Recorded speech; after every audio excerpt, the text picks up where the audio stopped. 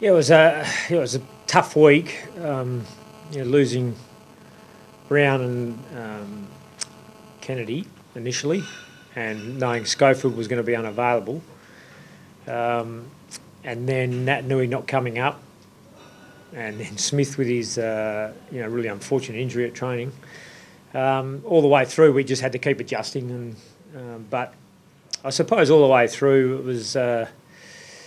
Kept looking at the names that we had available, and we were really comfortable that they knew what they had to do. And we've seen them in the pre-season games, and they perform well. We'd seen Brennan, even adding Blaine Wilson to the squad late when Smith was out. He performed well in the pre-season. So all those scenarios meant we were pretty comfortable. The guys that would come in knew what their role would be and how to play it. What happened to Adam Selwood? Split the webbing on his hand, so I think he's just had it stitched up, and I don't really know much more than that. And Nat Nui's hamstring, how bad is that? Well, it wasn't too bad because when he finished the game last week, I think he finished on the ground. I can't really remember, but we knew he was tight late in the game, and then really it was early in the week he could really feel it still, and we're still hopeful that possibly the symptoms would go away and he was maybe going to be right, but it hadn't by the end of the week. So now he goes through the same process again next week with rehab and slowly steps it up and see where it's at. How about Ash Smith? How serious is that one, John?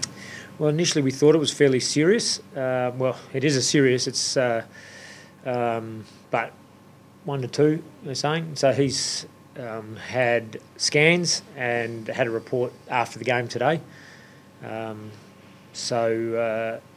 Early in the week we were thinking maybe it was going to be a little bit longer, but it looks like just 1 to 2. So I don't know if that means today was 1. I hope so. How about the rest of your backline's ability, I guess, to cope without Schofield and Smith with Brennan coming for his debut? Yeah, Eric McKenzie coming back in was I thought he performed extremely well. Glass has been extremely strong back there, and the other boys are performing really well. Jacob Brennan certainly didn't look out of place in his role there. Pat McGinnity went back late. Brad Shepherd played back late. So all those guys have done really well. We saw his dad toss the coin before the game. Did Michael have any involvement, I guess, pre-game, jumper presentation, anything like that? No, I was shocked when he was out there tossing the coin, mind you. I thought, that's how Jacob got a game. It was a pretty easy trade-off. At no point during the week did we ever get down or worried about the injuries we had. We've got to deal with those. So the issue was, I think North Melbourne have shown, and throughout this season so far, they've got a really good squad coming through. And I'm sure they felt with some of the outs we had, it was a really big opportunity for them.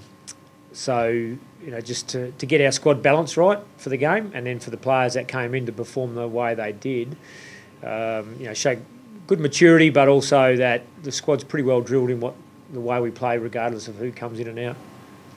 Cox's ability to shoulder as much as a ruck he did. Yeah. He's probably been playing more forward than he has done for much of his career. Maybe a little bit of a statement there from the old boy, saying I can still carry the ruck if you need me to. He certainly did a lot more work on ball today with his help out young Scotty and Lynchy. He did a great job. It was a pretty good game. I think all the forwards stood up when we needed to. I mean, it's definitely losing Joshy Kennedy.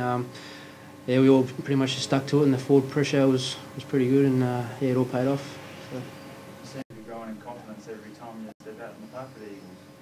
I think it's just the boys around me. The coaches have given me a lot of confidence to step up, and just having the players around me. Like when Coxie's down there, he talks to me and gives me a lot of voice, which is good. Do you see the absence of Josh Kennedy, perhaps, obviously a lot difference in height, but do you see there's an opportunity for you to perhaps kick a few more goals and have the forward line a bit more open? I think, it is a tough loss, but as Wush said, we've all stepped up and we've all put on that pressure that we wanted to bring, and players like Jack Darling and Ashton Hams, we've all been able to do it without the tall forwards down there who've been missing. So.